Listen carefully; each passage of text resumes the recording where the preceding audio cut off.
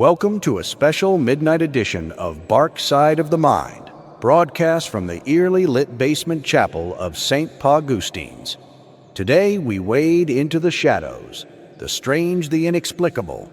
This isn't just about dog biscuits and belly rubs. It's about the things that go bump in the psyche. I'm your host, Bark Twain, and today we have an unusual guest. But first, a warm welcome to our new residents and listeners here at the Paws Positive Clinic for Canines, St. Pawgustine's. It's a place where the lines between reality and fantasy are as blurred as the edges of a watercolor painting left out in the rain.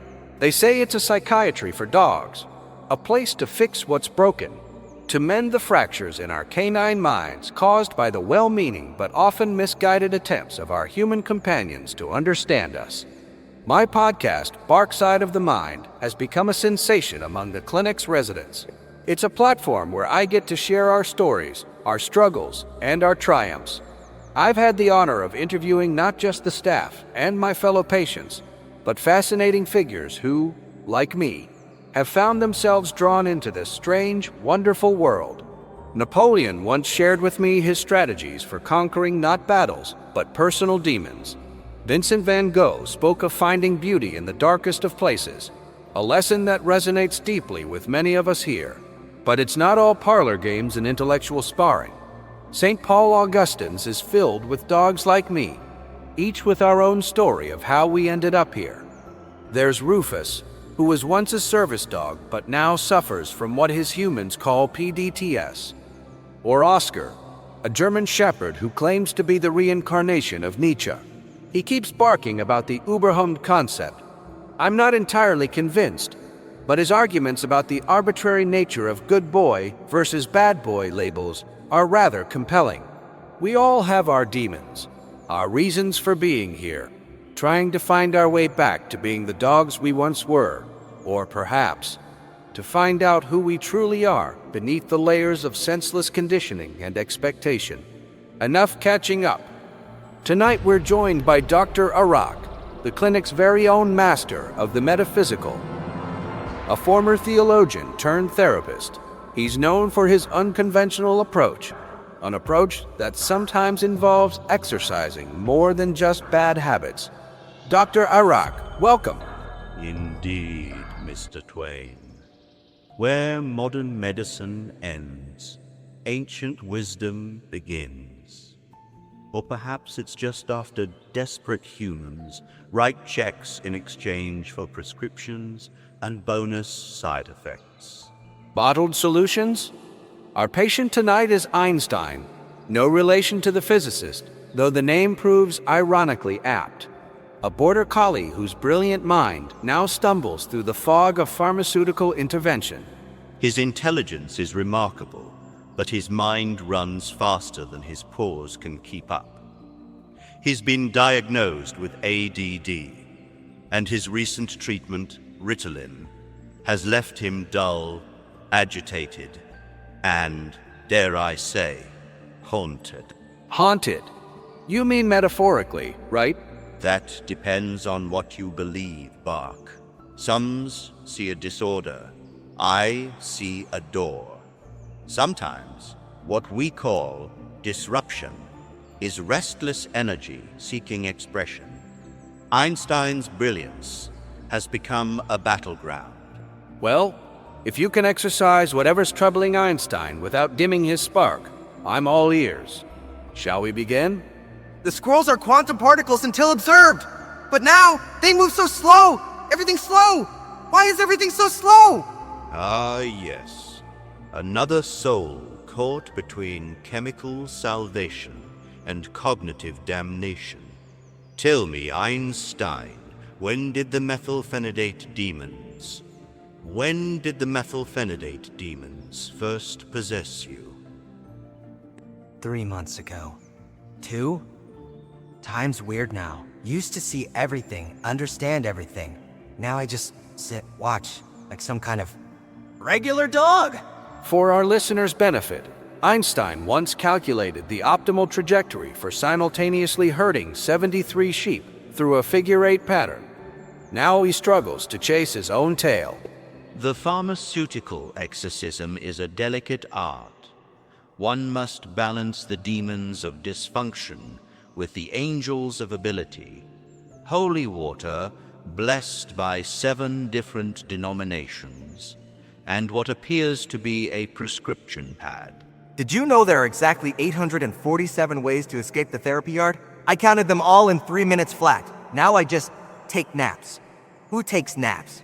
In nomine pauta, et filii, et filii, and Spiritus Sancti canone. I feel compelled to note that Dr. Mara Kata is watching from the shadows, her clipboard hovering between scientific skepticism and morbid curiosity. We call forth the spirits of focus, but not too much focus, of calm, but not empty calm, of presence without the loss of brilliance. Also, has anyone actually read the side effects on these medication pamphlets? Yesterday, I spent 3 hours contemplating a tennis ball. Not its quantum properties or its non-Euclidean possibilities, just yellow, round, ball. The challenge, dear Einstein. After exercising the medication, it's finding the balance between chaos and control, between the brilliant madness that sees infinity in a dog bowl and the medicated peace that might let you sleep through an existential crisis. Einstein, you are more than your restless thoughts. You are the chase, the leap, the boundless energy of the wild. No leash, no chain, no chemical will define you. What lies within is not a curse. It is a gift misused. A gift. It doesn't feel like a gift. It feels heavy. Gifts are heavy, boy. The weight of your brilliance is not meant to be dulled.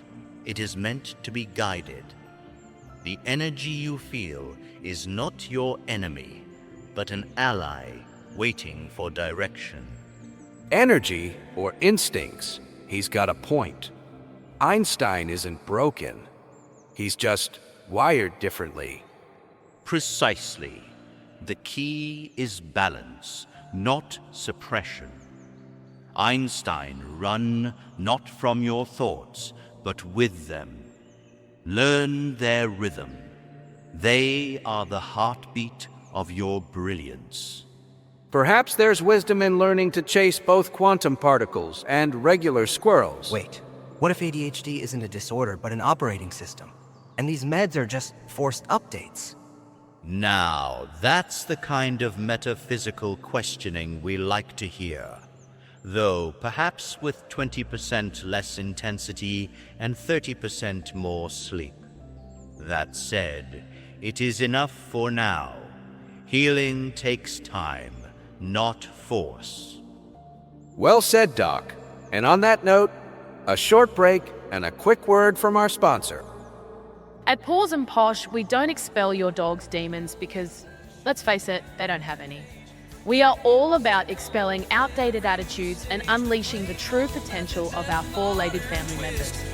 Get ready for a transformative journey that will have tails wagging and spirits soaring. mumble.com. And we're back. Dr. Eric is working with Einstein to sniff a way out of medicated fog and into a balanced, smart, high-energy lifestyle. Doc, you've got a way of making the inexplicable feel oddly sensible. Einstein, how do you feel? Like I want to run, but not away. Just run. A good start. Dr. Eric, what are Einstein's chances? Will he lose his brilliance? Not if he learns to harness it. Intelligence, like his, cannot be extinguished.